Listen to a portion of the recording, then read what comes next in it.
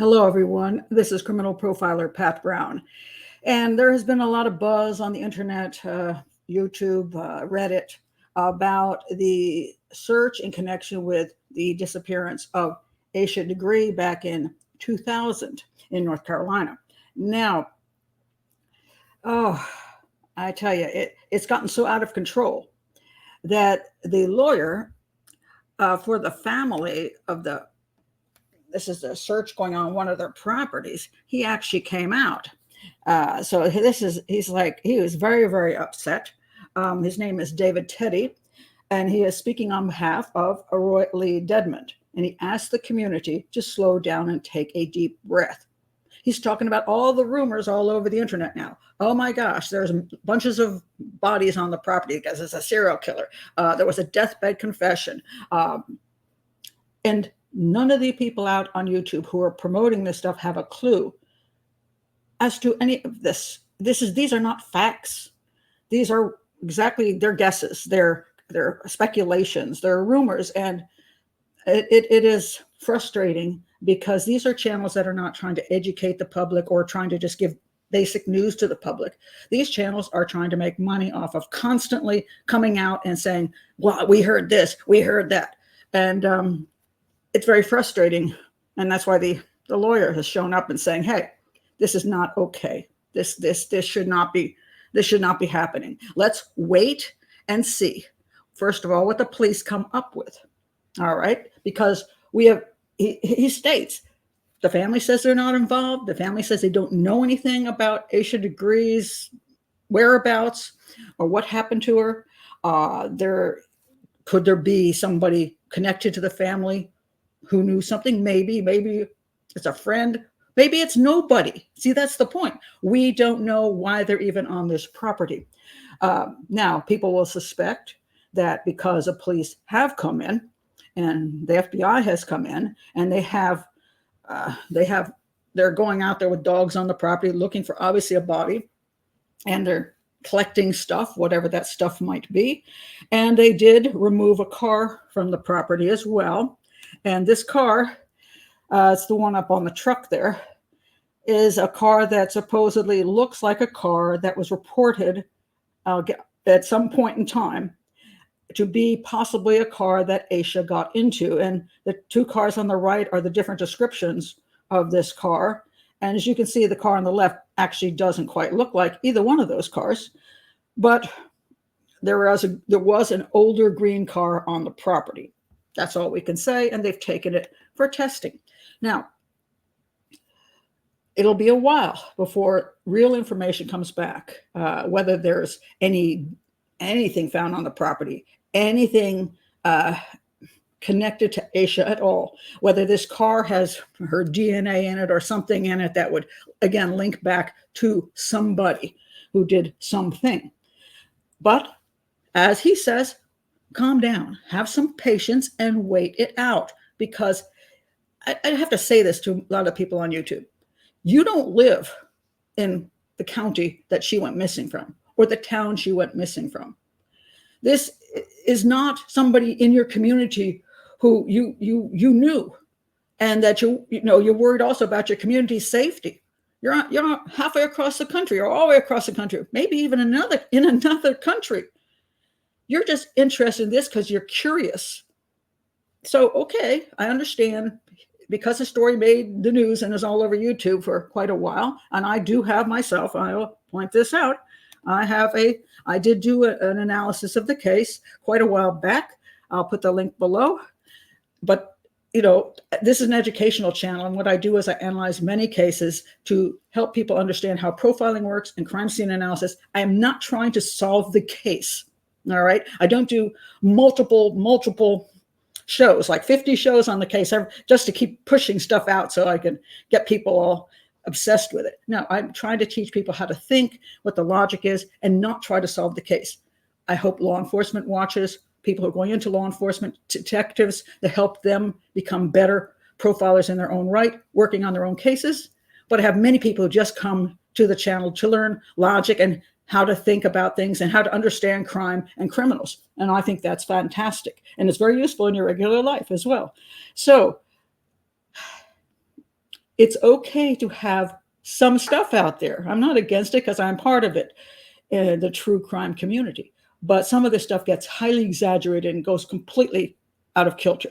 And that's what we're seeing now. It's like vultures just coming down on this case and just spewing stuff everywhere. So I want to tell people, like he says, calm down. We don't know these people have anything to do with anything. We don't even know there's any evidence that links these people or anybody they know to Asha Degree's disappearance. Now, I do want to take you back just so you can understand how this case went through time and understand why it is a confusing case and why a lot of people are so curious about it. Now, Asha went missing from her home on Valentine's Day in 2000. And the first curiosity people had is, why would a 9-year-old who is scared of the dark and storms leave her home in the middle of the night, actually like 3 or 4 in the morning, just walk out of her house with a book bag and walk down to the highway? Why would she do that? What? She's 9. Okay, so the first concern was understanding that. She unlikely to have a boyfriend. It's not like she is a 15-year-old going running off to meet her boyfriend. So that's not likely. Also, the fact that, why would she be running away from home? That would be a question. Is that what she was doing? And some people think she was meeting somebody like a pastor from a church who was going to, or a teacher, or some older, maybe somebody who was grooming her or something like that. But it didn't make sense because she's out during the day. She goes to school. She could just jump in somebody's car on the way home from school, or somebody could grab her on the way home from school. It's not like she was never out and walking about.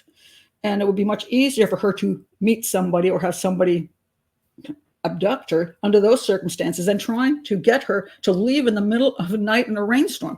So there was speculation, and I analyzed this. And I said, it is odd because you wonder, what was she really drawn out by somebody, or did she leave the home because something had happened in the home?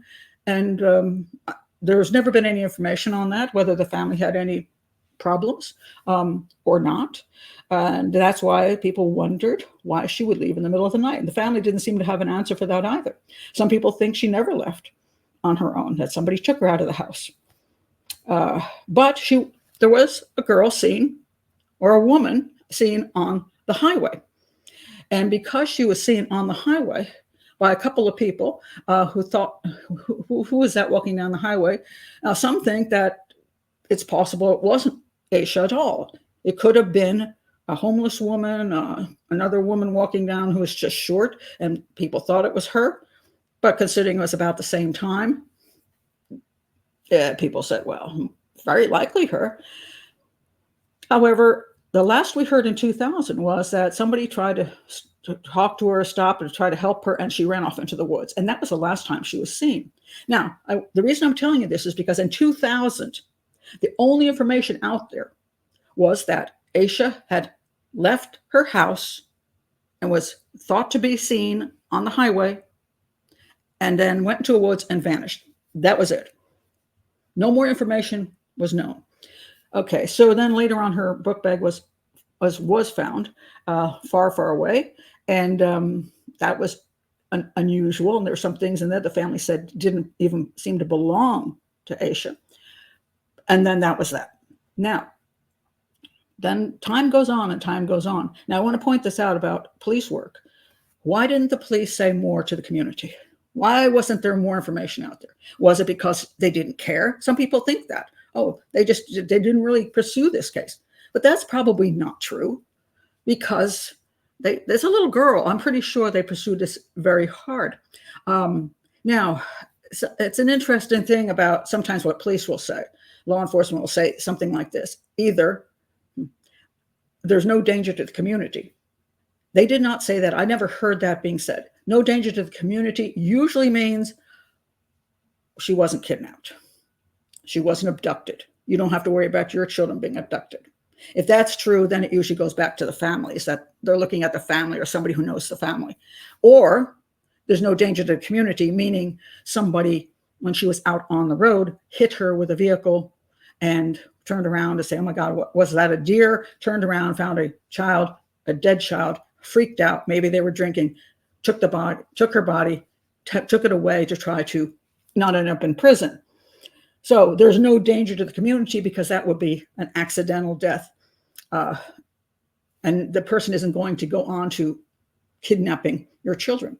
Now, on the other hand, if the police truly believe she had been abducted and then something happened to her terrible, that community was in danger because there will be a serial killer in that community. Now, a lot of times the police don't want to say that because that's so much pressure when they start saying, okay, we think there's a serial killer out here. Media goes berserk, community goes berserk, and serial killers are hard to find.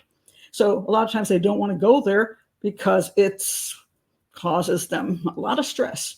And they're working hard, but then they just get beaten down by the media and the press, the community. So I don't know what the police thought happened to her. We are not inside the case. And this is important to say. When I've worked on cases where I'm inside the case and I have information, so I know more.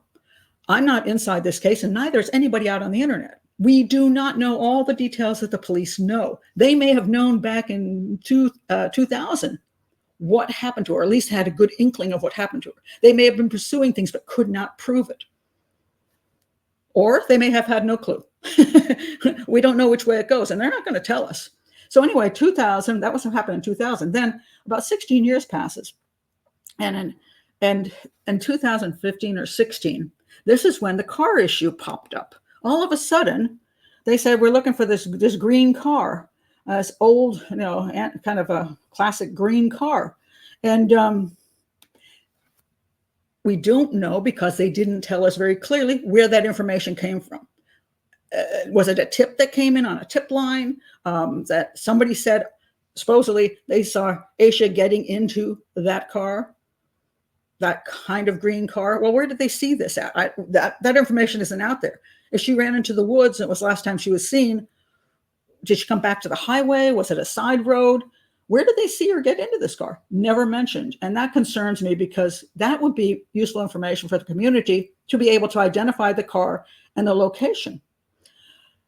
Especially in a small community where, if there's not that many homes there. And also, that car is unusual if it's that kind of classic car. And not that many people have that classic car and in green. So if you put that information out, somebody might have said, hey, that's Bob's or that's Joe's. I mean, I know that area, that Tony lives down there. I think it's his car. You would think you'd get a lot of tips in. But apparently not, because that was 2016. Now, also what's concerning to me is that why wasn't that information available in 2000? If somebody actually turned that information in 2000, if that information was out in the community right away, that car may have been immediately identified and the person who might have taken Asha, if that information was true. Why wasn't it out in 2000? Somebody waited 15, 16 years to say, oh, by the way, that girl, I saw her get into that car 16 years ago. So now we're at a point where, do we even know if the tip is any good? And the answer to that is because we're outside the investigation, we do not know. I have no clue when the tip came in, if it was, how legitimate it was, or was it somebody who didn't, sometimes you get tips like some woman just, her boyfriend used to beat her and now they're scared her and now they're separated for a number of years. And she goes, yeah, now I can rat him out. It could be that. Or it could be that she isn't ratting him out. She just wants to pin it on him because she's pissed off at him. So I'm going to say he had that green car. See, so the validity of tips, are they meaningful? And even if they are a real tip where you could go and look and find a car, is the tip genuine, or was it somebody who's just saying stuff? So we don't know because we're outside the investigations. I don't know what the detectives have determined about that car.